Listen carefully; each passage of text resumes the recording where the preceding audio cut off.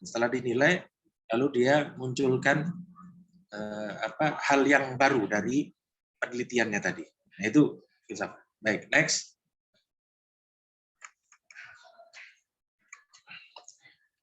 Adapun pengertian filsafat, ya, ini minimal kita bisa katakan yang disebut filsafat itu kajian kritis terhadap kepercayaan dan sikap yang sudah dijunjung tinggi kebenarannya. Jadi kita misalnya punya undang-undang, punya norma, punya akhlak, punya macam-macam gitu ya. Lalu kemudian dipertanyakan, ini apa dalilnya? Kenapa kita begini? Kenapa kita harus menyembah Allah? Kenapa kita kemudian harus taat kepada Rasulullah? Nah, itu pertanyaan-pertanyaan filosofis.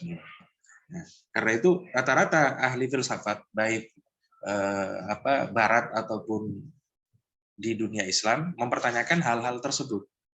Karena itu seringkali filsafat ini muncul di dunia akidah, jadi pembahasan-pembahasan akidah. Jarang-jarang kemudian muncul di kalau di dunia Islam ya, di disiplin ilmu fikih misalnya itu kurang. Baik, berikutnya secara etimologi, nah, di situ disebutkan dari kata filos dan sofia. Intinya filsafat itu orang cinta kebijaksanaan. Ya, kebijaksanaan itu karena muncul dari pengetahuan atau ilmu. Nah, itu filsafat. Baik, next. Adapun dari segi makna kata, ya kalau di Kamus Besar Bahasa Indonesia, yang disebut filsafat itu pengetahuan dan penyelidikan dengan akal budi untuk mencari hakikat. Adapun di dunia barat, misalnya kita bisa ambil di Webster Dictionary, itu kurang lebih juga seperti itu. Sebab filsafat itu mempelajari sesuatu, terus kemudian mengadakan penilaian terhadap sesuatu tersebut. Sehingga tidak terlalu banyak perbedaan antara makna yang di bahasa Indonesia ataupun di bahasa Inggris. Baik, next. Adapun pengertian filsafat menurut ahli filsafat sendiri, ini saya ringkas, sebenarnya sangat banyak, cuma kita ringkas dari yang sering dikutip.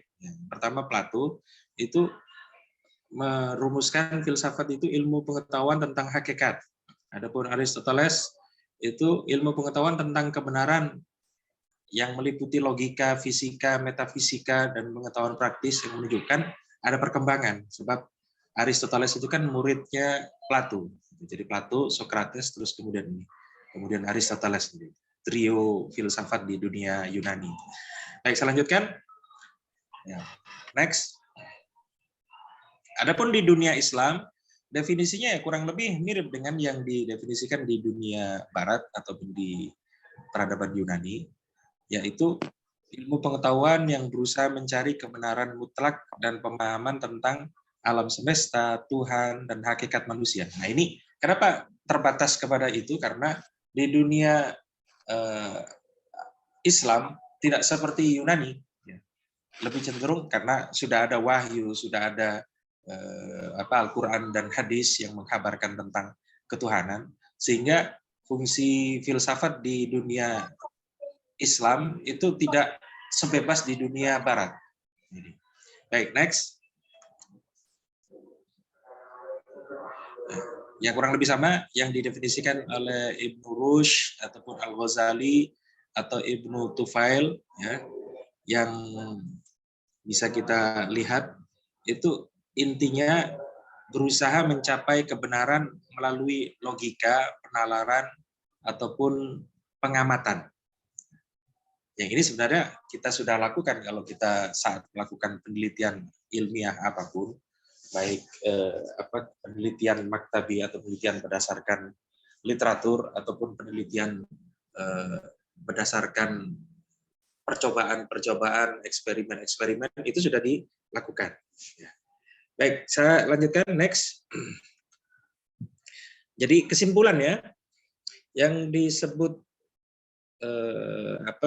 filsafat menurut para ahli ini, kalau kita kumpulkan yang dari Barat ataupun dari Islam, itu berkumpul bahwa yang disebut filsafat itu isinya bertanya.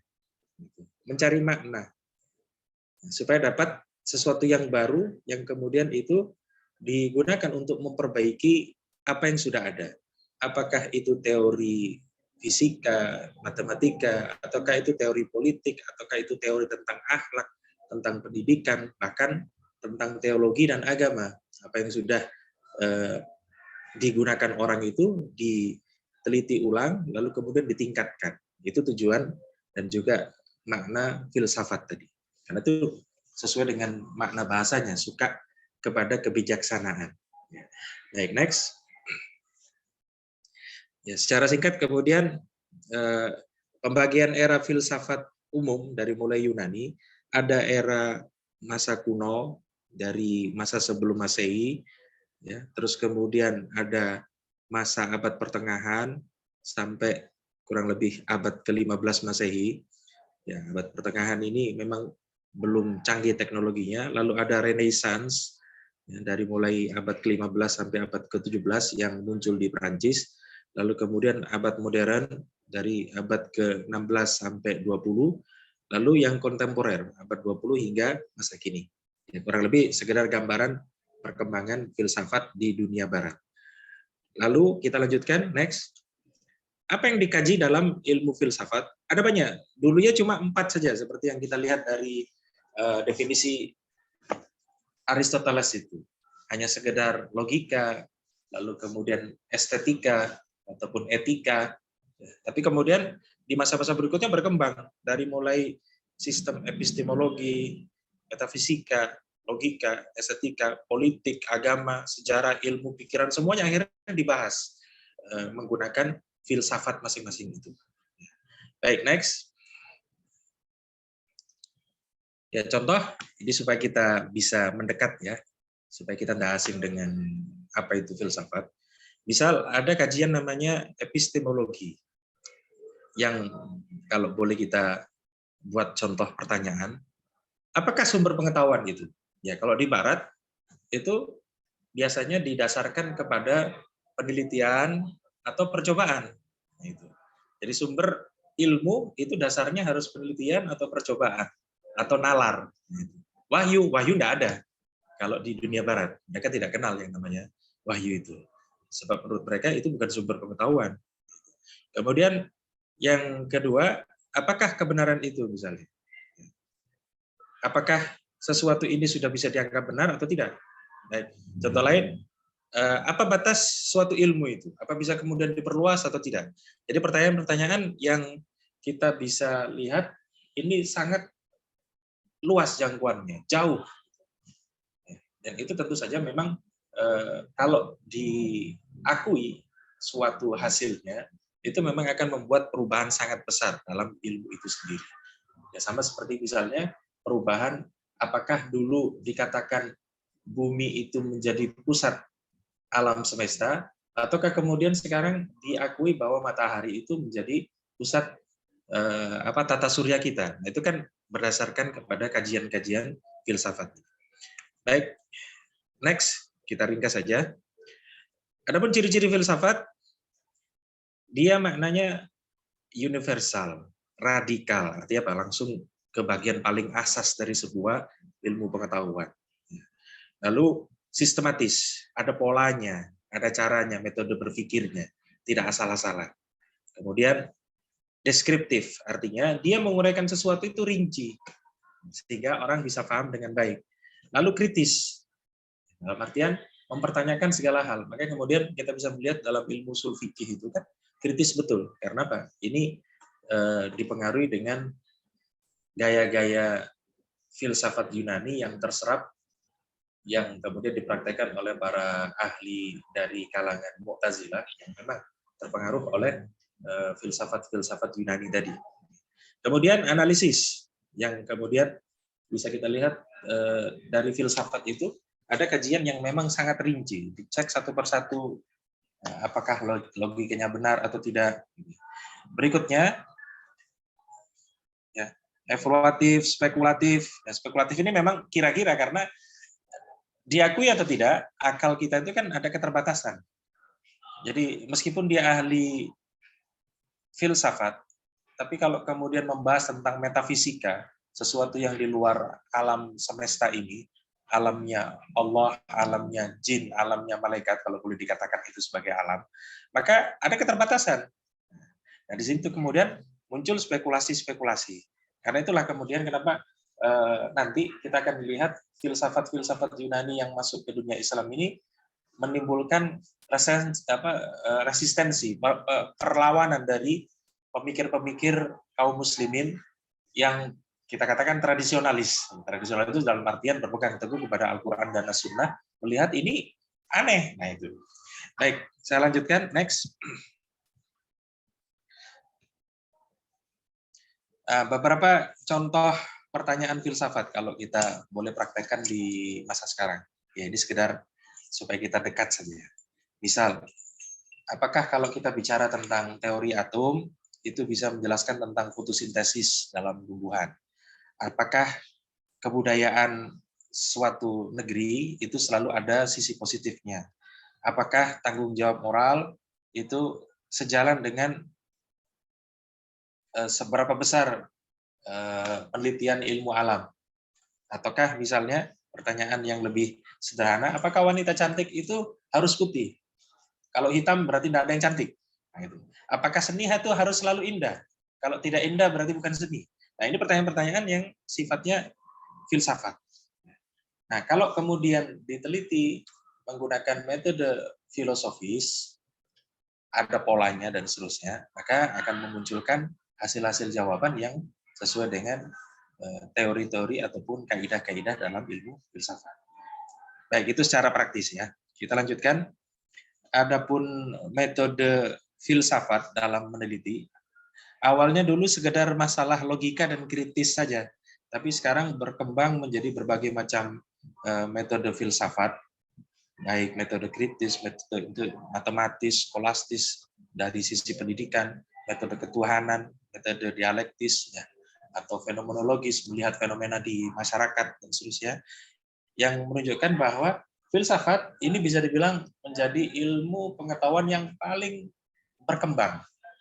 Ya. Metodenya saja semakin banyak. Tidak pernah bisa dibatasi. Baik, next. Lalu secara ringkas, apa sebenarnya kegunaan dan manfaat dari filsafat ini? Jadi saya ringkaskan, yang pertama, filsafat itu bisa dibilang akar dari semua ilmu. Sebab apa? Filsafat itu kan bicara tentang bertanya, menalar, lalu menghasilkan. Yang berarti apa? Semua ilmu pasti ada begitunya, bertanya. Kenapa fa'il itu selalu marfu? Nah, ditunjukkan buktinya, karena begini, baru menyimpulkan jadi kaidah. Artinya seluruh kemunculan ilmu pengetahuan itu pada dasarnya diawali dari pertanyaan-pertanyaan filosofis tadi. Hanya memang tidak terpetakan di dunia Islam itu. Jadi orang sebenarnya sudah berfilsafat menggunakan metode filsafat itu, tapi memang berbeda dengan metode yang digunakan di Yunani, tanpa pernah disebut itu sebagai filsafat. Ada pula misalnya manfaat yang lain adalah selalu mempertanyakan sesuatu. Sebab ketika mempertanyakan sesuatu, itu akan menunjukkan suatu perubahan yang barangkali kemudian nanti hasilnya akan memunculkan kemajuan. Nah, itu. Nah, berikutnya, orang yang selalu bertanya, itu dia akan mendapatkan masukan ilmu, masukan jawaban, sehingga menjadi arif dan bijaksana, tidak kemudian kita katakan diktator, memaksakan pemikiran dan seterusnya. Itu salah satu juga manfaatnya. Begitu juga yang paling jelas kalau dalam ilmu pengetahuan apapun, disiplin ilmu apapun, itu filsafat itu memberikan metode tentang penetapan hipotesa. Ya, kalau antum semua pernah membuat makalah ataupun skripsi ataupun tesis, itu kan pasti begitu.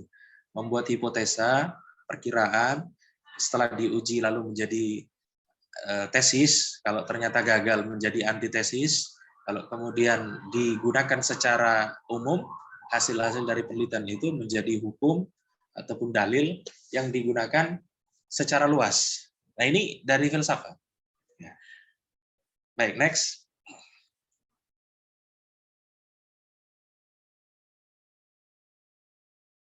Nah, berikutnya yang terakhir sebagai mukadimah tentang teknokrat melawan filosof. Artinya kita jumpa di dunia nyata orang-orang yang mengerti teknis, apakah dia seorang pemimpin, apakah dia seorang perencana, apakah dia seorang guru, apakah dia seorang ilmuwan, itu dia menguasai teknis semua. Ya. Yang akan memunculkan jawaban-jawaban ringkas dalam masalah apapun, tetapi kalau tidak dipertanyakan oleh para filosof, ilmu-ilmu yang sudah baku itu barangkali tidak akan berkembang, barangkali tidak memunculkan kemajuan. Sebab apa? Filosof itu ya kalau bisa kita katakan ini orang-orang resek yang suka nanya, gitu ya. Sesuatu yang sudah baku, sesuatu yang sudah digunakan orang, lalu kemudian dipertanyakan lagi. Apakah sudah benar? Apakah sudah benar? Apakah sudah benar? Gitu. Nah itu. Nah orang-orang yang suka mempertanyakan ini itu nanti pada akhirnya akan membawa perubahan peradaban itu menjadi lebih maju lagi. Kenapa? Karena ada yang kritis. Nah itu. Kalau kritis pasti orang akan melihat, menganalisa juga dan berpikir ini hukum kita sudah betul atau tidak, undang-undang kita sudah betul atau tidak. Ya sekedar contoh di Indonesia misalnya, dulu undang-undang dasar ya itu tidak membatasi masa jabatan presiden misalnya. Nah, itu kan dipertanyakan. Kalau tidak dibatasi nanti akhirnya muncul diktator-diktator yang menguasai Indonesia 20 tahun, 30 tahun nggak turun-turun gitu kan. Lalu kemudian dipertanyakan secara filosofis, lalu kemudian dimasukkan masukan-masukan agar masa jabatan itu dibatasi, akhirnya menjadi undang-undang baru. Kan begitu. Nah, ini fungsi dari para filosof. Sebab kalau hanya mengandalkan teknokrat, ya teknokrat hanya bicara tentang teknis, tapi tidak bicara tentang masa depan, tidak bicara tentang apakah suatu teknis tertentu, undang-undang tertentu itu bermanfaat untuk masa depan suatu peradaban. Baik, next. Sekarang kita lanjut ke inti dari kajian kita. Sebab tadi kita mukadimah tentang filsafat. Artinya kita sudah tahu, filsafat itu berkembang sebagai akar dari segala ilmu dengan metode khusus, dengan cara khusus yang kemudian banyak diadopsi oleh berbagai macam ilmu pengetahuan. Nah, sekarang bagaimana ceritanya kok bisa masuk ke dunia Islam? Kan itu di Yunani, lalu kemudian diwarisi oleh orang-orang Romawi. Sekarang kita lihat saat filsafat masuk ke dunia Islam, di sini ada beberapa poin. Dari mulai penerjemahan filsafat Yunani, lalu kemudian kontribusi filsafat Yunani, lalu sikap para pemikir Islam, ulama Islam, pihak yang menerima dan pihak yang menolak. Saya akan paparkan yang mudah-mudahan itu menjadi gambaran bagaimana masuknya filsafat ke dunia Islam. Baik, yang pertama tentang penerjemahan ilmu filsafat Yunani ini ke dunia Islam. Nah, filsafat Yunani ini mulai masuk diperkirakan kurang lebih sekitar abad ke-8 Masehi. Sebab kaum muslimin di abad itu, dari mulai abad ke-8 sampai kurang lebih abad ke-15 Masehi, ya, berarti kalau kita lihat berarti sekitar 200 tahun ya, setelah wafatnya Rasulullah. Jadi masuk abad kedua atau abad ketiga Hijriah, itu mulai berada di puncak keemasannya, di mana kaum muslimin itu berada di puncak ilmu pengetahuan, istilahnya masa keemasan. Ya. Orang-orang kemudian datang ke Baghdad untuk belajar berbagai macam ilmu, yang di situ akhirnya membutuhkan pula, ya tidak hanya membutuhkan karena interaksi kaum muslimin itu kan sangat luas. Ketika wilayah kaum muslimin sampai di Romawi, menaklukkan Romawi atau bagaimana, nah itu kan berinteraksi dengan orang-orang yang dari Yunani, orang-orang yang dari luar wilayah kaum muslimin, yang mereka juga membawa ilmu pengetahuan mereka, hanya memang dominan kaum muslimin, sebab kaum muslimin punya perpustakaan raksasa, lalu kemudian sekolah-sekolahnya dianggap yang paling maju di seluruh dunia, tetapi rembesan ilmu-ilmu klasik dari Yunani ini tetap masuk, terutama saat ada orang-orang baik dari kalangan muslimin, Yahudi, Kristen, yang bekerja sama untuk menerjemahkan karya-karya klasik dari Yunani itu ke dalam bahasa Arab. Ya. Baik, next. Nah, dari penerjemahan ini, ya, yang mempelopori pertama itu ada Al-Kindi misalnya, Al-Farabi misalnya, yang kemudian disebut sebagai Al-Kindi ini disebut sebagai filosof pertama dari bangsa Arab. Gitu. Nah, dia terjemahkan buku-buku Aristoteles, Socrates, Plato, karya-karya mereka ke dalam bahasa Arab, yang ketika kemudian dipelajari oleh ulama kaum muslimin, ada yang memang kemudian melihat ada titik-titik faedah, kontribusi, manfaat dari buku-buku Yunani klasik itu, yang bisa kita lihat ringkasannya kurang lebih yang pertama ada proses alih teknologi lah kalau kita bisa dibilang gitu, atau alih ilmu dari kebudayaan Yunani masuk ke kebudayaan kaum muslimin. Kemudian ada penyebaran ilmu kedokteran, sebab kedokteran bangsa Arab itu juga mengambil pelajarannya dari Yunani, meskipun tidak sampai maksimal, sebab yang maksimal nanti saat Ibnu Sina misalnya mengembangkan kedokteran menjadi sangat luar biasa. Itu juga ada kontribusi dari ilmu filsafat Yunani itu dalam masalah teologi, masalah akidah kaum muslimin. Ya, memahami unsur-unsur di luar alam manusia. Nah, itu ada unsur-unsur yang kemudian dianggap mampu memecahkan. Kemudian yang keempat tentang logika dan metodologi. Ya, ini yang kita bisa lihat dalam ilmu mantik, dalam ilmu usul fikih, itu masuk situ pengaruhnya. Artinya ada kontribusinya. Kemudian tentang etika, akhlak, ya, begitu juga politik, pengaturan sistem pemerintahan, pengaturan rakyat dan sebagainya, itu juga menjadi kontribusi dari filsafat Yunani itu. Lalu ada ilmu pengetahuan dan matematika, konsep Archimedes dan sebagainya, ya, yang kemudian dikembangkan lebih lanjut oleh ilmuwan-ilmuwan kaum muslimin, jadi teori-teori baru, teknik-teknik baru.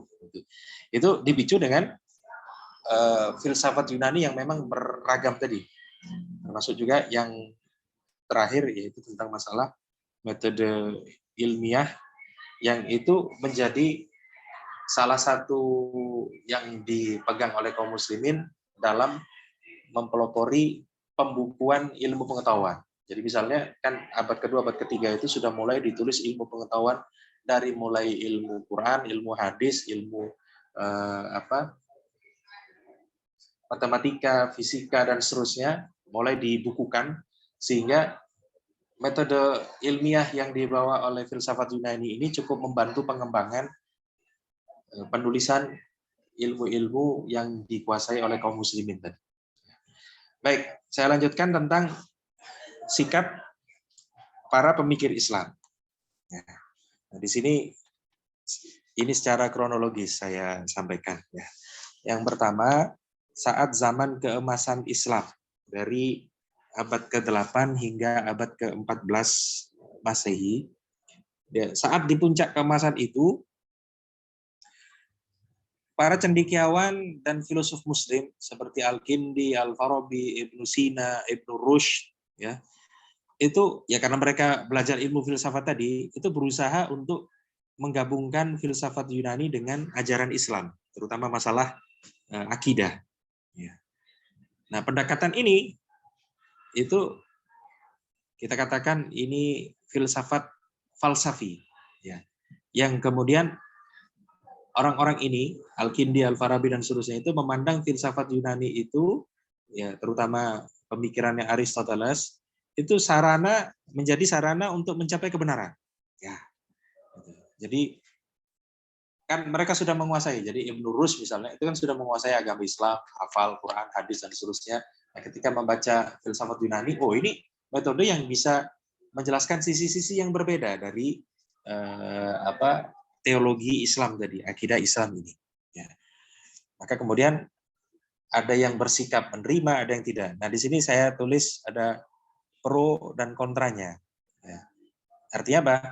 Kalau para pendukung filsafat Yunani dalam Islam itu melihat filsafat Yunani ini itu bisa disinkronkan dengan ajaran Islam yang bisa menghasilkan perkembangan ilmu pengetahuan dan pemikiran yang luar biasa dalam dunia Islam. Yang berarti apa? Memunculkan pemahaman baru tentang banyak hal, baik ilmu pengetahuan, metafisika, politiknya, akhlaknya, dan seterusnya. Tapi ada kontranya, sebab ketika filsafat Yunani ini digabungkan, itu juga tidak diterima secara luas, terutama oleh para ulama di dunia Islam yang bersikukuh dengan ajaran Islam yang bersandar kepada Al-Quran dan Sunnah. Kenapa? Karena dianggap kalau menggunakan filsafat Yunani nanti akan merusak agama Islam, nanti akan meminggirkan Al-Quran, meminggirkan As-Sunnah. Nah, itu. Ini di masa keemasan tadi. Kemudian yang kedua, next. Pada periode berikutnya, di akhir kejayaan kaum muslimin, ya, ketertarikan para cendekiawan muslim di masa itu sudah mulai menurun. Ya, karena mungkin selalu berperang dengan orang-orang di luar kaum muslimin, di perbatasan dan seterusnya, sehingga sumber daya kaum muslimin tidak lagi digunakan untuk belajar, tapi lebih banyak kemudian untuk militer. Dan ini berpengaruh sehingga orang yang kemudian mempelajari filsafat itu tidak menjadi banyak. Lalu melemahlah segala sisi. Politiknya lemah, ada konflik internal, terus kemudian ilmu pengetahuan itu dianggap sudah ngabisin dana saja barangkali.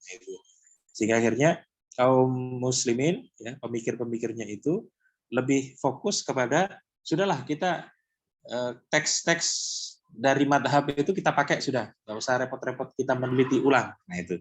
Nah ini masa di mana kemudian kaum muslimin mengalami kejumudan, berhenti berpikir, berhenti untuk meneliti lebih jauh seperti masa-masa sebelumnya. Nah dari sini memang betul banyak penulisan ulang dari berbagai macam ilmu pengetahuan tetapi karena berkurang minatnya kepada filsafat Yunani, akhirnya penelitian lanjutan itu tidak muncul di masa itu. Jadi lebih banyak kebiasaan untuk mensyarah kitab sebelumnya, lalu meringkas, lalu membuat nadhoman, lalu kemudian disarah lagi. Hanya sekedar itu. Jadi mengalami titik buntu, tidak mengalami pengembangan-pengembangan baru dari sisi filosofis. Berikutnya, di abad-abad terakhir, abad ke-19 dan 20, ya sudah mendekati abad modern ini, ya, itu mulai muncul kebangkitan minat terhadap filsafat Yunani. Ya. Terutama saat itu filsafat Barat, ya, abad 19-20 itu kan berkembang, yang juga terserap. Nah, contoh misalnya ulama-ulama seperti Jamaluddin Al-Afghani atau Muhammad Abduh misalnya, itu mencoba mencari solusi. Sebab apa? Ini Barat itu kan menjajah, abad 19-20 itu kan menjajah kemana-mana. Mereka juga mempromosikan filsafat mereka, kebudayaan mereka, agama mereka, ya, terus membawa teknologi baru. Nah, sifat-sifat modern ini apakah diterima atau tidak di dunia Islam? Maka pemikir-pemikir kaum muslimin juga bereaksi. Apakah filsafat Yunani ini diterima atau tidak? Ya, jadi seperti mengulang kembali, hanya bedanya kalau di masa lampau itu Al-Farabi, Al-Kindi, Ibnu Sina itu menerima filsafat Yunani lalu kemudian melakukan sintesa atau penggabungan metode dengan ajaran Islam, di masa 19 dan 20 ini, abad 19 abad 20 ini, itu pendekatannya lebih menekankan mana yang bisa diterapkan, mana yang harus ditolak. Jadi difilter betul-betul. Karena itu kalau bisa dilihat dari sisi pro-nya, penerapan gagasan-gagasan filsafat Yunani dalam konteks modernitas itu membantu masyarakat Islam beradaptasi dengan perkembangan sosial, politik, dan ilmiah di dunia modern. Jadi ini diakui atau tidak, kaum muslimin abad 19 dan 20 itu hanya mengekor dunia barat. dari sisi filsafat sampai akhirnya seluruh sistem pendidikan, seluruh sistem politik, seluruh sistem hukum di dunia Islam itu hanya membebek saja terhadap apa yang ada di dunia barat. Maka kita lihat sistemnya tidak lagi sistem khilafah, menjadi sistem presiden, pendidikannya tidak lagi pendidikan Qurani, tapi menjadi sekolah-sekolah yang kita lihat pada masa sekarang. Terus undang-undangnya tidak lagi undang-undang Qurani, tapi undang-undang yang ala barat, ala kolonial. Nah, itu kemunculannya begitu, pengaruhnya begitu. Ya.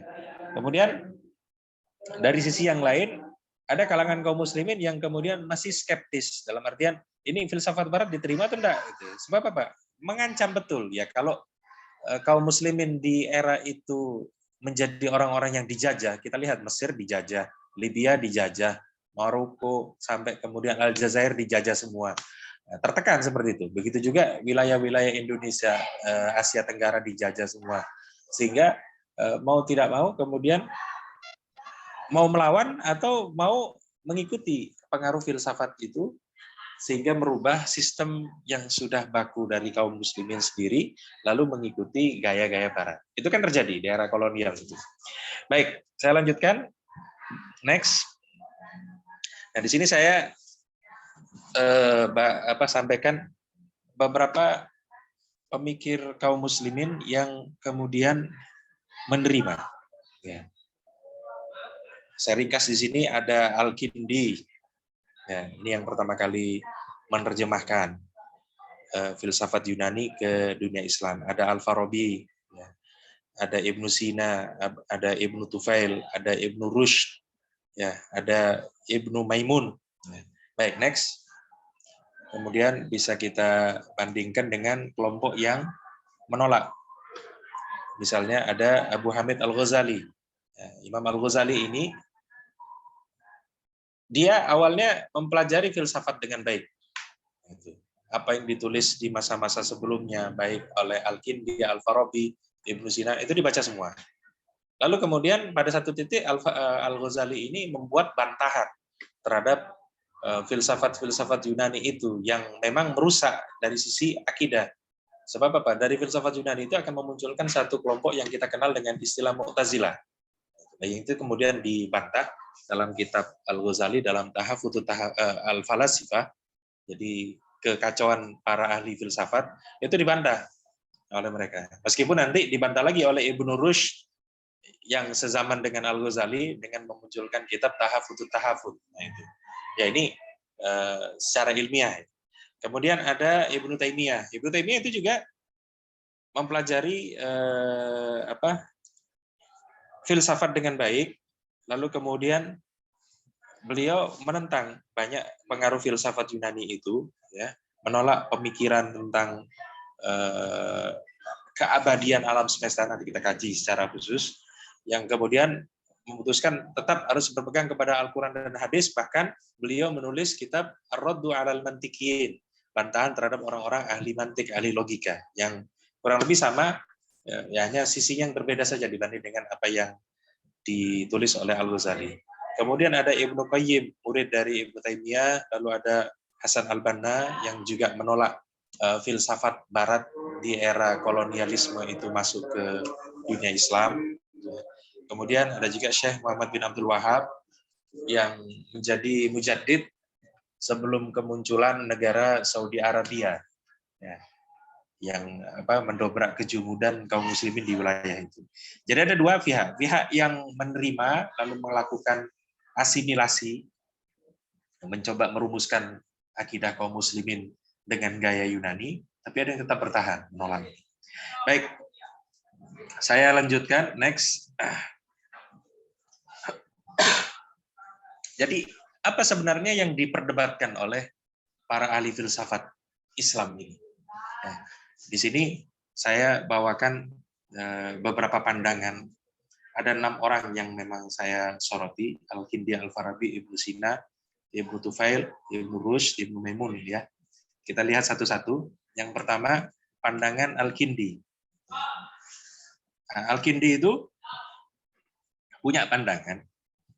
Dia menyatakan bahwa pengetahuan yang berasal dari filsafat atau dari akal dan agama, next ya, itu tidak saling bertentangan menurut dia. Ia meyakini bahwa sumber pengetahuan yang valid dan bermanfaat itu dapat diperoleh melalui kedua cara tersebut. Artinya boleh pakai akal, boleh pakai wahyu. Yang ini tentu saja menurut ulama-ulama kaum muslimin yang berpegang kepada tradisi Al-Quran dan As-Sunnah, itu pandangan yang kontroversial. Kenapa kontroversial? Kenapa kemudian menyamakan akal dengan wahyu? Mestinya wahyu itu di atas akal, sebab wahyu itu dari Allah. Allah itu maha benar, al-haq. Sementara akal kita itu sering mengalami distorsi, mengalami kesalahan faham. Nah, itu. Ini sudah mulai muncul pengaruh buruk dari filsafat Yunani itu. Baik. Di sisi yang lain, ya, Al-Kindi menerapkan metode filsafat dan logika dalam pemikiran dan penelitiannya ini. Jadi dia mencoba menjelaskan konsep-konsep akidah Islam itu menggunakan filsafat Yunani. Yang ini tentu saja dianggap berbahaya. Kok bisa Anda menjelaskan tentang Allah, tentang malaikat, tentang sifat-sifat Allah itu menggunakan filsafat Yunani? Kenapa tidak menggunakan Al-Quran dan Sunnah? Karena sumbernya kan dari itu. Kenapa repot-repot menggunakan ini? Itu. Baik, saya lanjutkan berikutnya. Next, pandangan Al-Farabi. Ya, Al-Farabi ya. Yang paling kontroversial dari pandangan Al-Farabi adalah tentang konsep negara ideal. Ya. Ada dalam kitabnya, dia menulis kitab Madinatul Fadilah, masyarakat yang penuh dengan keutamaan. Nah, dalam kitab ini, ia membahas tentang teori politik yang bertujuan menciptakan masyarakat ideal sesuai dengan filsafat Aristoteles itu. Nah, dalam teorinya, ia menyampaikan negara ideal itu mestinya dipimpin oleh seorang filosof, seorang ahli filsafat, ya, yang punya ilmu filsafat tinggi, etikanya tinggi. Padahal kalau kita lihat tradisi kaum muslimin, seorang raja, seorang khalifah itu dilihat dari keilmuannya dalam penguasaan agama, bukan penguasaan filsafat. Kita lihat Abu Bakar As-Siddiq itu karena pemahaman agamanya nomor 1 setelah Rasulullah, lalu kemudian Umar bin Khattab dan seterusnya. Ini. Kemudian ada yang lain dari pandangan Al-Farabi itu juga berbicara tentang pemisahan politik dengan agama. Sebentar, ini saya agak error sedikit laptop saya ini.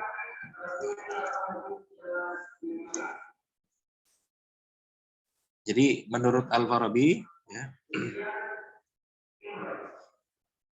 yang ideal menurut dia itu dipisahkan antara agama dengan politik. Kenapa? Sebab pemimpin itu harus menggunakan hukum dan etika yang masuk akal dan tidak bisa mengandalkan hanya hukum agama. Nah, ini tentu saja kalau menurut kalangan kaum muslimin, wah ini sudah sekuler kan begitu. Memisahkan agama dengan politik. Sebab apa? Islam itu berbeda dengan Nasrani. Islam itu mengatur semuanya termasuk masalah politik, masalah kekuasaan. Tidak bisa kemudian dipisahkan antara agama dengan pengaturan masyarakat. Tapi Al-Farabi ini bisa kita katakan melakukan perubahan besar, terobosan. Baik, saya lanjutkan next. Pandangan Ibnu Sina. Ibnu Sina punya pandangan kontroversial tentang keberadaan Tuhan, eksistensi Tuhan, dan kekekalan alam semesta. Ya, ini tentu saja dipengaruhi oleh Neoplatonik Yunani. Jadi dia berpendapat Tuhan itu al-aqlul mahad, itu intelektual murni. Ini kan istilah-istilah baru yang tidak dijumpai di masa Rasulullah, di masa sahabat, di masa Al-Khulafaur Rasyidun, tidak ada. Kemudian dia meyakini bahwa Tuhan itu wajibul wujud. Istilah-istilah Yunani. Ya kita tahu Allah wujud, tapi ditambahkan wajibul wujud. Terus kemudian dia menyatakan tentang alam semesta ini abadi dan kekal. Nah, itu. Abadi dan kekal. Artinya apa? Alam semesta ini kodim itu berarti semasa dengan munculnya Allah, kalau bisa dibilang seperti itu, dan abadi. Nah, ini tentu saja keyakinan yang bertentangan dengan prinsip-prinsip akidah Islam yang menyatakan bahwasanya yang awal itu Allah, yang akhir itu Allah, bukan alam semesta ini. Alam semesta ini bukan awal dan bukan pula yang akhir, artinya tidak kekal. Sehingga kita lihat, wah, Ibnu Sina ini ngaco ini, akidahnya berantakan. Baik, saya lanjutkan. Next, tentang Ibnu Tufail. Lanjut ke Ibnu Tufail. Ya. Nah, Ibnu Tufail ini dia melakukan penanaman ilmu filsafatnya dengan cara berbeda. Dia membuat buku novel yang judulnya Hayyu Ibnu Yaqzon. Ini kalau tidak salah Ustadz Zul Irfan ini punya kitabnya itu. Nah, Hayyu Ibnu Yaqzon ini berbicara tentang seorang anak kecil yang namanya Hayyu, anaknya Pak Yaqzon. Ya, Hayyu itu kan hidup, Yaqzon itu kan yang bangun. Ya.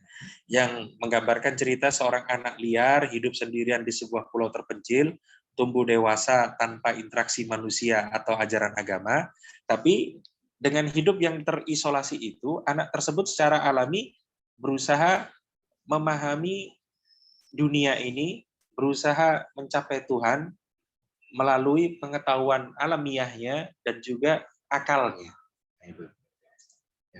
Nah, pandangan kontroversial ini itu dia kurang lebih menyatakan bahwa manusia meskipun tidak berkenalan dengan wahyu, gitu ya, itu bisa mencapai pemahaman rasional untuk memahami adanya Tuhan, tanpa memerlukan ajaran agama sama sekali.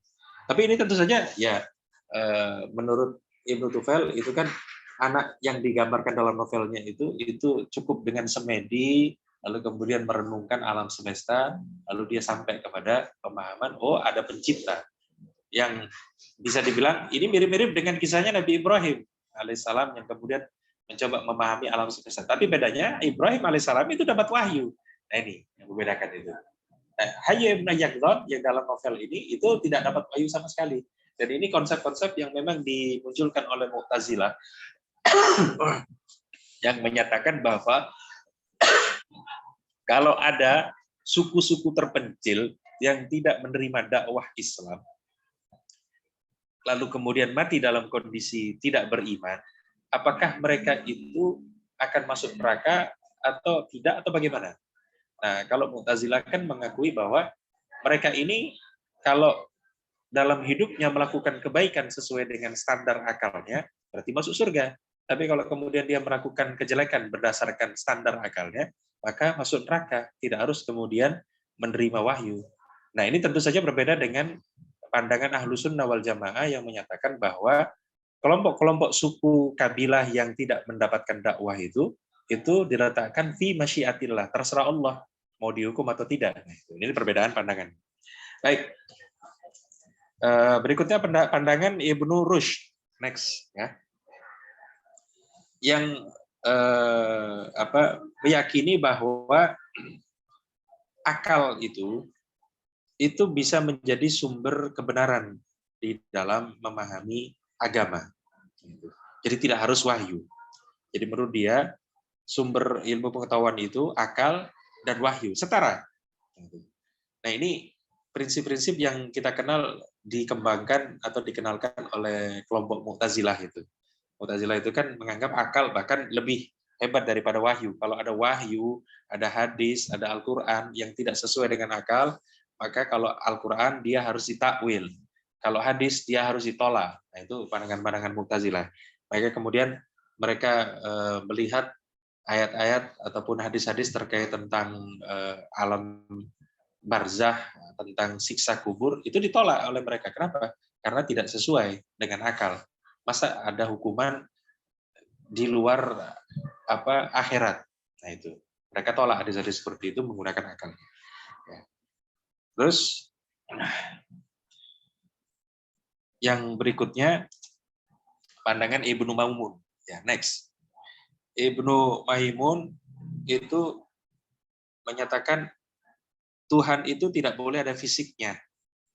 Tidak boleh dikatakan Tuhan itu tidak duduk di arasy. Tidak boleh begitu. Ya. Artinya apa? Tidak boleh diwujudkan dalam bentuk fisik. Tuhan itu eksistensi yang mutlak. Ya. Tidak bisa dilihat atau dibatasi. Ya, ini sebenarnya laisa kamitslihi syai' itu kemudian dipahami bahwa Tuhan itu tidak bisa disamakan sama sekali dengan makhluk.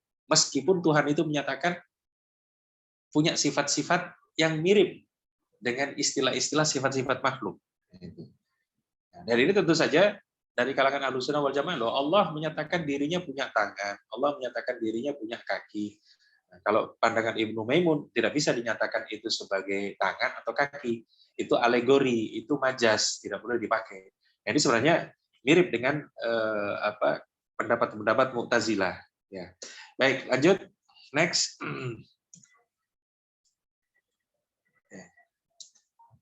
Nah, sekarang kita sampai kepada kesimpulan ya, tentang hal-hal positif dari filsafat itu.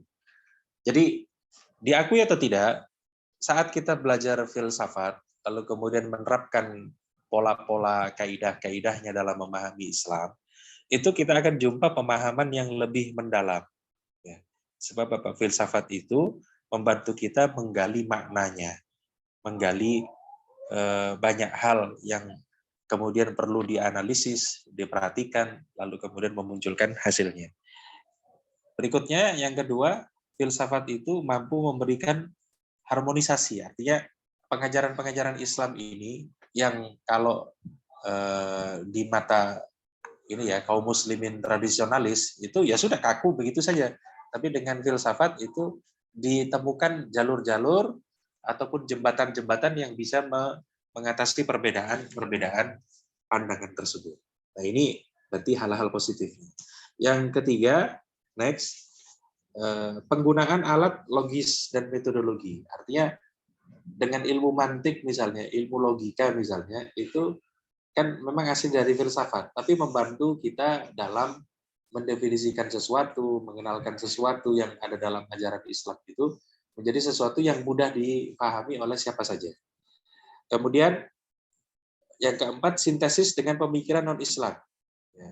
Artinya kalau ada budaya atau tradisi yang di luar ajaran Islam, ini bisa melihat, bisa memunculkan adanya dialog, adanya ya kalau langsung kemudian akidah Islam versus akidah orang Jawa misalnya, akidah Islam versus akidah Nasrani memang tidak akan ketemu, tapi dengan adanya filsafat ini ada garis-garis yang mungkin ada pertemuan-pertemuan di situ. Nah, ini yang sisi-sisi positifnya. Ya. Kemudian memecahkan kontroversi dan tantangan. Ya. Yang kompleks, pertanyaan aneh yang muncul dalam diskusi ataupun debat, itu terkadang bisa diuraikan dengan pola-pola filsafat ini. Kemudian yang terakhir, pengembangan pemikiran dan ilmu pengetahuan Islam. Sebab apa? Penerapan filsafat itu, ya, itu memang ada kontribusinya memang. Jadi contoh misalnya, diakui atau tidak, ilmu usul fikih itu yang memulai pertama kali orang-orang Mu'tazilah yang menggunakan ilmu-ilmu filsafat dalam tulisan-tulisan mereka. Bukan Ahlussunnah wal Jamaah. Pengembangnya pertama kali orang-orang Mu'tazilah. Tapi kemudian berkembang menjadi ilmu usul fikih yang digunakan secara ijma oleh seluruh kaum muslimin, oleh seluruh ulama Islam. Padahal awalnya dari kalangan orang-orang yang menggunakan filsafat. Karena itu tadi metode tadi. Baik, sebaliknya sekarang kesimpulan tentang hal-hal negatif yang muncul dari penerapan filsafat dalam ajaran Islam. Ya.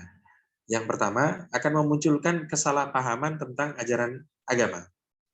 Artinya kalau asal-asalan, tidak difilter, justru kemudian filsafat itu akan menghancurkan keyakinan-keyakinan akidah-akidah kaum muslimin yang asli.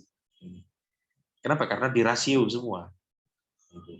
Makanya kemudian muncul orang yang menolak hadis, menolak keseluruhan sunnah, itu gara-gara filsafat ini. Ini berbahaya di situ. Termasuk juga orang-orang yang kemudian tidak percaya adanya jin, tidak percaya sesuatu yang mistik, tidak percaya adanya penyakit ain. Ini karena selalu rasional. Baik, yang ketiga, next, adanya konflik. Kalau kita gunakan filsafat, memunculkan konflik dengan akidah-akidah yang memang sudah diakui para ulama. Kita akhirnya mengkritik akidah kita, mengkritik sifat-sifat Allah, mengkritik macam-macam. Kemudian penafsiran yang subjektif, yang menyelisihi penafsiran para ulama salaf. Yang kelima, berpotensi memasukkan pengaruh pemikiran non-Islam. Ya karena bagaimanapun juga filsafat itu kan dari Yunani. Mereka memahami alam semesta, memahami ketuhanan itu berdasarkan pemikiran akal mereka. Jadi bisa berbahaya kalau kemudian masuk dalam pemahaman Islam ini. Ya. Kemudian yang terakhir, salah satu efek negatif dari filsafat ya tadi seperti yang disampaikan oleh salah satu yang menerima filsafat itu, adanya pemisahan agama dari kehidupan praktis. Jadi politik dipisahkan dengan agama dan seterusnya. Yang ini tentu saja muncul dari filsafat Barat. Ya tentu saja karena agama mereka berbeda dengan agama kita. Agama ya, Yunani, agama Kristen ya dan seterusnya itu kan hanya mengatur ranah individu, ranah pribadi. Sementara Islam ini komplit universal, termasuk juga yang diatur secara politis. Itu Islam mengaturnya, mengatur pemerintahan, mengatur undang-undang. Maka kemudian filsafat-filsafat Yunani ini ada sisi-sisi yang bisa diterima, misalnya metodologinya, gitu ya, cara berpikir ilmiahnya, tapi tidak semua kemudian bisa diterima. Sebab apa? Prinsip Islam itu didasarkan kepada wahyu. Kalau bukan karena wahyu, kita tidak mengerti Islam. Jadi bagaimana kemudian filsafat itu bisa menentukan kebenaran suatu agama? Sangat berbeda prinsipnya. Karena itu ada bagian yang bisa kita terima, ada bagian yang tidak bisa diterima dari filsafat-filsafat ini. Nah, itu kemudian kembali ke pertanyaan awal dari kajian kita hari ini, ya, apakah penting kita belajar ilmu filsafat dalam Islam? Maka boleh saya simpulkan, ilmu filsafat itu ada sisi pentingnya dari segi apa? Metodologi. Kenapa? Karena ada pola yang tertentu. Nah, apakah ini masuk sesuatu yang logis atau tidak? Tetapi sehebat-hebatnya filsafat Yunani ini, logika-logika ini, itu tetap harus disesuaikan dengan wahyu. Jadi jangan sampai kemudian akal mendahului wahyu. Makanya kemudian kalau Ibnu Taimiyah itu kan menyampaikan bahwa akal yang waras itu pasti selaras dengan wahyu. Nah, itu. Tapi kalau akal yang tidak waras, tentu saja pasti bertentangan dengan wahyu. Jangan sampai kemudian wahyu ditimbang menggunakan akal, mestinya akal ditimbang menggunakan wahyu. Nah ini yang gerakan kembali kepada Al-Quran dan Sunnah itu tidak diukur dengan filsafat. Jadi bagaimana kemudian apa yang dipegang oleh Rasulullah, diajarkan oleh Rasulullah, para sahabat melaksanakannya, itu kemudian dirumuskan menjadi filsafat baru, filsafat Islam. Cara pandangnya harus cara pandang Islam, cara pandangnya harus cara pandang Rasulullah. Nah itu yang penting di situ. Jadi jangan sampai kemudian kaum muslimin itu mengikuti filsafat Yunani, lalu melupakan falsafahnya sendiri, yang asli memang diajarkan oleh Rasulullah. Jadi ya memang istilah falsafat Islam ini kan muncul sebagai tandingan falsafah Yunani. Tapi setidaknya kalau kita kembali kepada Al-Quran dan Sunnah sesuai dengan pengajaran Rasulullah, akan memunculkan satu pandangan hidup kita sendiri, kritisisme kita sendiri, yang memang itu pancaran dari falsafah Islam. Ya, itu kalau boleh kita sebut sebagai falsafah Islam. Nah, baik. Ikhwani fillah rahimakumullah, akhwati fillah rahimakumullah. Barangkali itu yang dapat saya sampaikan. Ini sudah 1 jam ya, Masya Allah. Ya, mudah-mudahan ini menjadi pembuka. Artinya, mana yang boleh kita terima dari filsafat, mana yang kemudian tidak boleh dari filsafat itu sendiri. Baik, aku lupa lihada wa astaghfirullah li wa lakum. Saya kembalikan kepada moderator. Silakan. Alhamdulillah, jazakumullah khairan atas materi yang sudah disampaikan. Untuk selanjutnya, yaitu tanya jawab pada teman-teman raise hand atau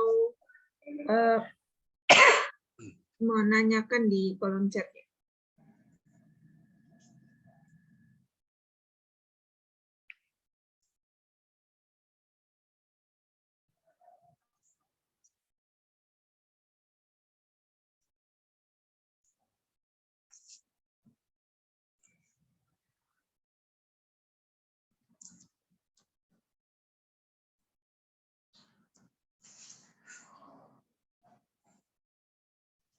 Baik, silakan. Nampaknya berat ini.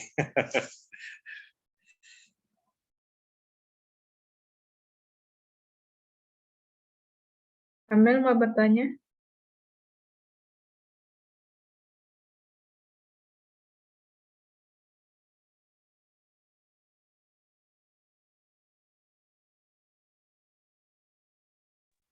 Bentar, masih merangkai kata.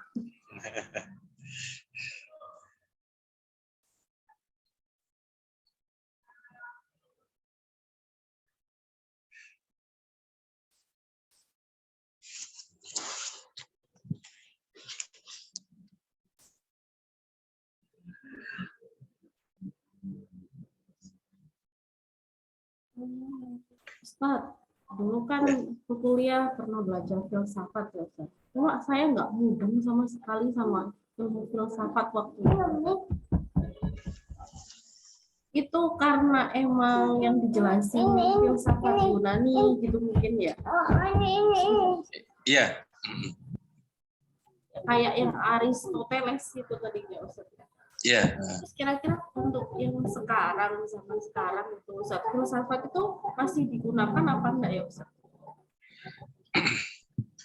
Baik, filsafat ini masih digunakan. Ya. Selalu digunakan. Jadi kita perlu bedakan antara filsafat Yunani. Filsafat Yunani kita bayangkan ini cara berpikir orang-orang yang sudah sangat kuno sekali. Jauh melebihi era kaum muslimin. Ya kan 4 abad sebelum Masehi.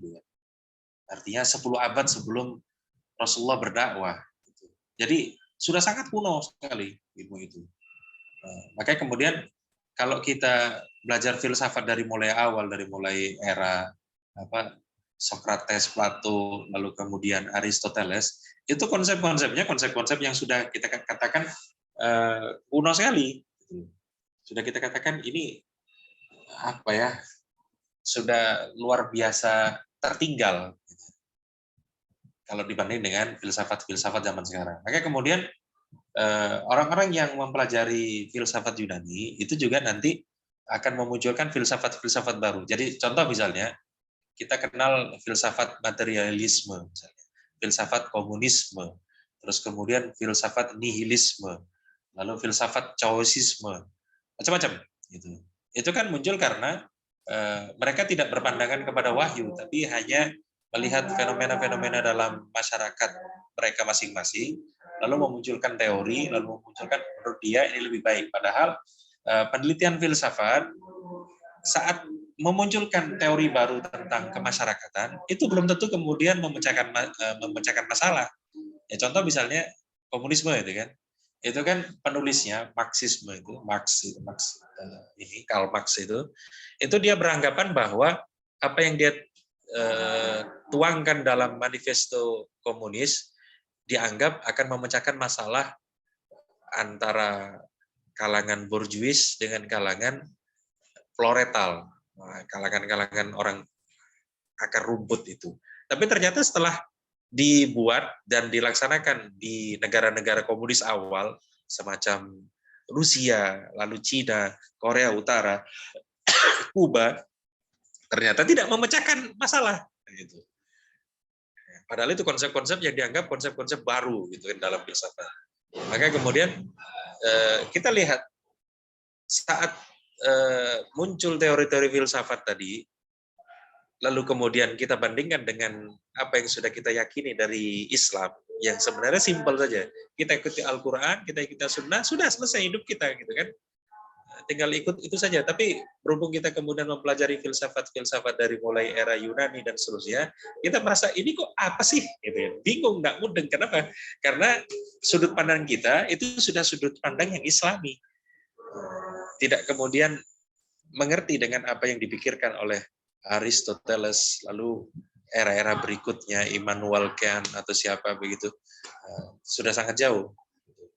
Maka kemudian kalau memang mau belajar ilmu filsafat, kalau saya sarankan, selalu saya sarankan, pelajari dulu Islam baik-baik, kenali dulu akidah kita baik-baik, syariat kita baik-baik, seluruh cara berpikir Islami kita baik-baik, baru kita kaji filsafat dan kita akan melihat betapa ngaconya mereka dalam filsafat Islam itu dalam filsafat mereka itu.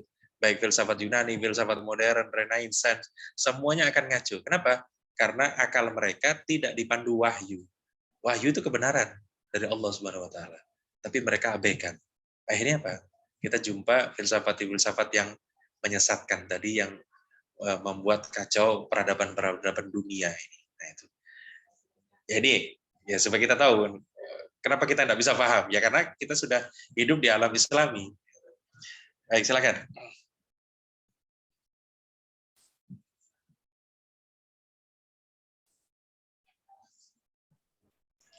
Siap Ustaz, makanya nggak mudeng ya Ustaz. Iya. Ujian Ustaz ya, ujian filsafat, bayangin Ustaz, suruh hafalin materi itu yang nggak nyambung Ustaz. Ya paling disuruh menghafalkan filsafat nihilisme bagaimana, siapa pencetusnya, tahun berapa, kan begitu ya? Filsafat Iya, sama teori-teorinya selalu begitu. Nggak nyambung sama. Ya kecuali kalau kamu belajar di Fakultas Usuluddin, ya mau tidak mau belajar tentang filsafat juga, kan?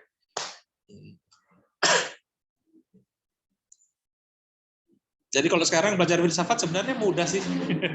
Artinya kita bisa dapatkan sumber-sumber yang meringkaskan tentang berbagai macam filsafat-filsafat itu, plus kelemahan-kelemahannya. Jadi bukan sekedar teorinya. Kan seringkali saat belajar filsafat itu, hanya dijelaskan ini tahun sekian oleh si fulan, idenya begini, teorinya begini, tidak dikritisi. Nah, itu. Tidak dikritisi. Padahal kita belajar apapun, itu mestinya harus berdasarkan kritis juga. Terutama yang dari luar, bukan dari Islam. Itu mestinya kita kritis. Oh ini salah, ini bertentangan dengan akidah kita. Oh ini bertentangan dengan syariat kita. Ini bertentangan dengan prinsip ekonomi Islam kita, muamalah kita, ibadah kita. Begitu. Jadi sebelum masuk mempelajari filsafat, kita harus punya sikap dulu. Kita harus menjadi muslim yang baik dulu. Kalau enggak, justru terpengaruh. Ya, makanya kemudian saya lihat para ahli filsafat Islam, Al-Kindi, Al-Farabi, itu tadi melupakan yang paling dasar. Anda ini ikut Rasulullah atau ikut Aristoteles. Nah itu saja. Baik, silakan. Ustadz, ini ada pertanyaan dari Novia. Assalamualaikum Ustadz, mau bertanya tentang masalah ain tadi. Bagaimana cara kita menyikapi tentang penyakit ain ini? Apakah memang bisa terjadi Ustadz? Jazakumullah khairan. Baik, terkait tentang penyakit ain itu sudah disampaikan oleh Rasulullah. Al-ainu haqqun. Nah, penyakit ain itu kan gara-gara ketakjuban kita, baik terhadap orang lain atau kepada diri kita sendiri. Nah, penyakit ain itu sederhana sebenarnya. Saat kita takjub, lalu kemudian kita tidak menyandarkan ketakjuban kita itu kepada takdir Allah atau kepada Allah, oh ini orang hebat sekali ya. Lalu kemudian kita takjubnya tadi tidak memuji Allah, alhamdulillah dia hebat, alhamdulillah dia luar biasa, subhanallah. Nah itu artinya kita tidak menyandarkan sesuatu yang hebat tadi kepada Allah. Nah itu ain masuk, sebab setan memang itu. Dan itu memang disabdakan oleh Rasulullah, memang pintunya setan, takjub itu tanpa disandarkan kepada Allah. Maka masuk, memang bisa terjadi. Jadi mudah-mudahan kita saat takjub apapun, anak kita cantik sekali, atau cakep sekali, tampan sekali, atau saudara kita ada yang kaya sekali, lalu kita takjub, usahakan selalu mengingat Allah. Alhamdulillah orang ini kaya, mudah-mudahan barokah. Nah itu didoakan, alhamdulillah anak ini cantik, mudah-mudahan barokah. Alhamdulillah anak ini tampan, mudah-mudahan barokah. Kalau tidak begitu, nah itu masuk ain itu. Loh, kok bisa dipastikan begitu? Nah, ini kan masalah wahyu lagi, tidak bisa diakali kan, tidak bisa dicerna dengan akal. Hal lain itu disampaikan Rasulullah sebagai sesuatu yang memang menjadi wasilah kemunculannya karena ketakjuban-ketakjuban yang tidak disandarkan kepada Allah. Itu. Baik, yang kedua ini ya, saya jawab sekalian ya. Berarti untuk memahami tentang ketuhanan, kita tidak bisa memakai filsafat sama sekali. Atau bagaimana? Karena yang harus kita yakini adalah yang dijelaskan Wahyu. Baik, yang perlu kita pahami adalah akal kita ini ada batasnya, ada keterbatasannya. Maka sesuatu yang gaib, alam-alam ilahiyah, alam lahut itu, tidak bisa kita cerna, kita tidak bisa simpulkan kecuali dari wahyu. Sebab kalau kita paksa menyimpulkannya menggunakan akal, maka kita hanya spekulasi. Tidak bisa nyampe kepada kebenaran hakiki. Hanya spekulasi saja. Menyatakan sifat Allah itu tidak mungkin ada.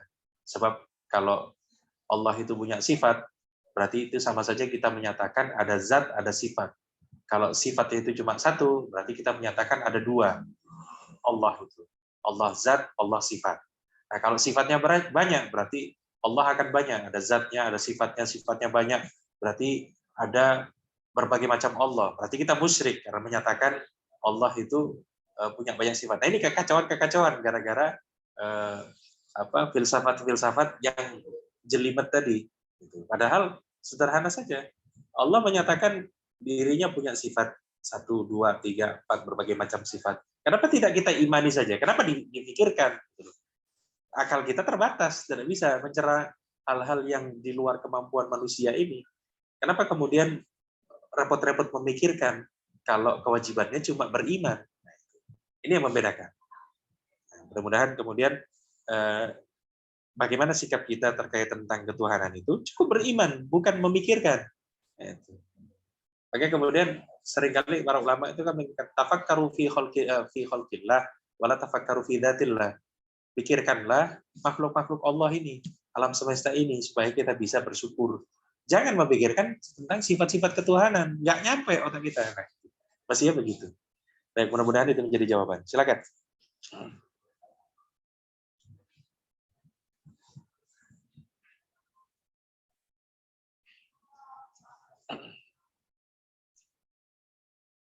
Baik, Ini ada tambahan lagi ya.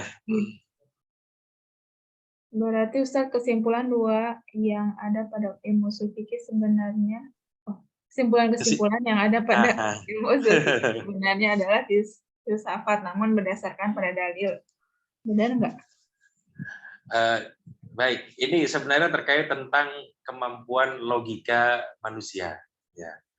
Pada dasarnya anak kecil, remaja ataupun dewasa, bahkan orang tua, ya itu semuanya punya logika yang memang diakui secara umum. Nah, kan sebenarnya usul fikih itu kan memetakan tentang logika-logika berbicara dalam bahasa Arab. Maka disebut usulul fikih, pokok-pokok memahami omongan.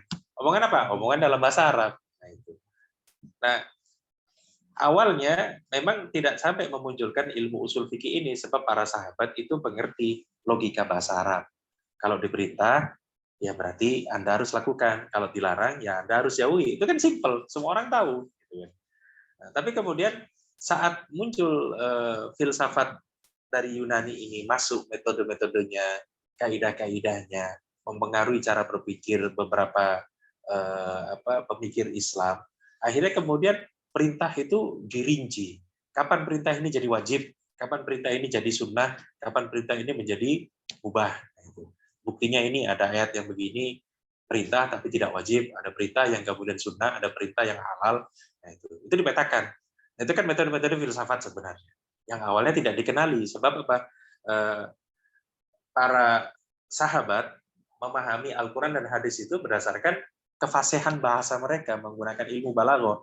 Nah, balaghah muncul pun gara-gara filsafat juga, itu dipetakan lagi. Jadi pemetaan ilmu ini, baik itu nahwu, apakah sorof, apakah balaghah dan sebagainya, itu muncul karena filsafat-filsafat yang masuk itu awalnya tidak muncul gitu. Kenapa tidak muncul? Ya para sahabat ngerti bahasa Arab, jadi tahu betul apa maksudnya dari ayat-ayat Al-Quran ataupun hadis itu. Tapi kemudian orang-orang berikutnya, terutama yang dari wilayah luar bangsa Arab, orang-orang Romawi yang tidak mengerti bahasa Arab, nah, berdasarkan logika yang mereka pahami, nah itu yang kemudian bersentuhan filsafat Yunani dengan ini. Jadi kesimpulan-kesimpulan dalam ilmu usul fikih itu memang tidak dikatakan dari filsafat langsung, cuma gayanya, nah itu polanya itu memang pola-pola filsafat, nah, itu yang kemudian diterima secara luas sebagai sebuah ilmu usul fikih. Maka kemudian ada memang dari kalangan awam ya yang menolak usul fikih. Kenapa? Usul fikih itu dianggap filsafat Yunani. Kalau filsafat Yunani berarti bukan dari Islam, ditolak mentah-mentah. Padahal logika-logika bahasa itu memang sudah difahami sejak masa sahabat. Hanya kita memetakannya atau tidak. Nah, itu. Kalau kita mau memetakan logika-logika ataupun pendapat-pendapat para sahabat menjadi sebuah usul fikih baru, ujung-ujungnya juga nanti akan ketemu juga seperti filsafat Yunani. Nah, itu. Nggak jauh, sebab apa? Ini kan logika-logika dasar manusia. Memang kemudian dibuktikan, didukung dengan dalil. Ya, kalau kita kaji usul fikih memang nanti ada corak yang gayanya gaya filsafat, ada corak yang gayanya gaya ulama. Gitu. Kalau yang coraknya filsafat, itu alirannya Imam Hambali, Imam Syafi'i, Imam Malik, itu coraknya corak-corak yang model filsafat tadi. Meskipun sama sekali mereka tidak pernah belajar filsafat. Nah, itu. Hanya bedanya dengan yang fuqaha, misalnya mazhab Hanafi, itu meneliti rumus-rumusnya ataupun kaidah-kaidah usul fikih itu dari permasalahan fikih yang mereka hadapi. Jadi sama sekali tidak bisa dikatakan ini para ulama, para imam-imam madhab itu belajar filsafat dulu baru kemudian belajar fikihnya. Enggak. Itu turun-temurun. Mereka simpulkan berdasarkan akal waras mereka ketika mempelajari Al-Quran dan As-Sunnah tadi.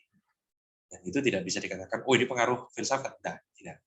Hanya kemudian orang-orang ataupun ulama-ulama yang pertama kali menteorisasikan usul fikih itu memang sudah belajar filsafat dulu. Sehingga kemudian pola filsafat itu menjadi pola yang dikenal dalam usul fikih.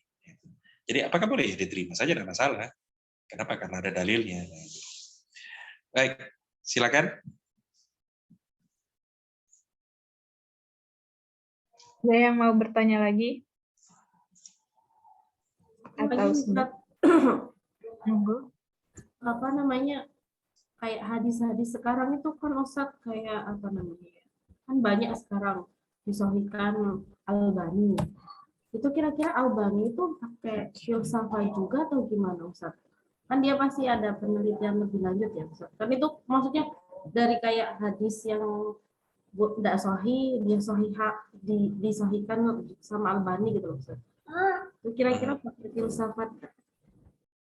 Insya Allah tidak sama sekali.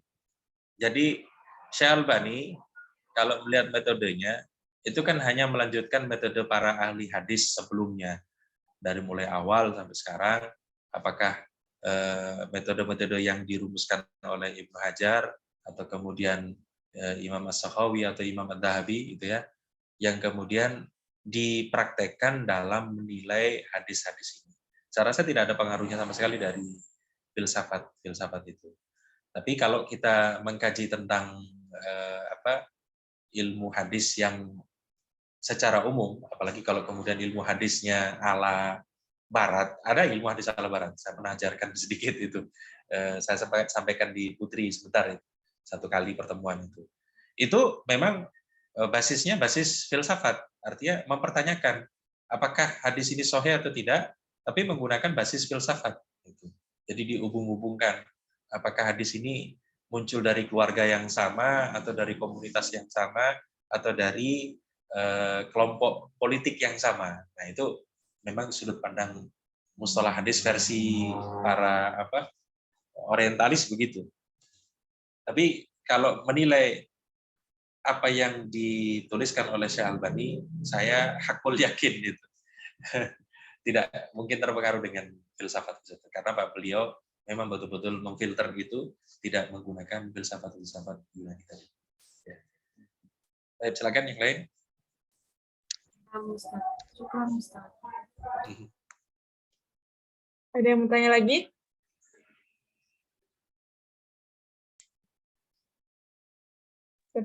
Sepertinya udah cukup ya, Ustaz. Oke. Karena sudah tidak ada yang bertanya dan juga sudah jam 9:10 ya di sana. Di sini jam 10:10. Masya Allah. Oke. Jazakumullah khairan Ustaz atas materi yang sudah disampaikan dan juga kepada teman-teman yang sudah berpartisipasi bertanya pada malam hari ini. Semoga bermanfaat untuk kita semuanya. Sekali lagi terima kasih pada Ustadz Fattah yang sudah hadir dan memberikan materi pada malam hari ini dan juga pada teman-teman yang sudah hadir di Zoom kajian pada malam hari ini. Saya tutup kajian kita dengan baca hamdalah dan doa kafaratul majlis. Alhamdulillahirabbil alamin.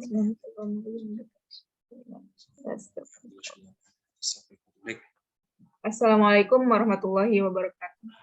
Waalaikumsalam warahmatullahi wabarakatuh. Baik, saya undur diri. Ini di kantor pengurus di Pesantren Putra Bangil. Saya belum pulang supaya saya bisa menyiapkan materinya. Mudah-mudahan bermanfaat. Ya, jumpa lagi insya Allah dalam. Masya Allah, syukran Ustaz. Jazakallah khairan Ustaz. Assalamualaikum warahmatullahi wabarakatuh. Waalaikumsalam warahmatullahi wabarakatuh.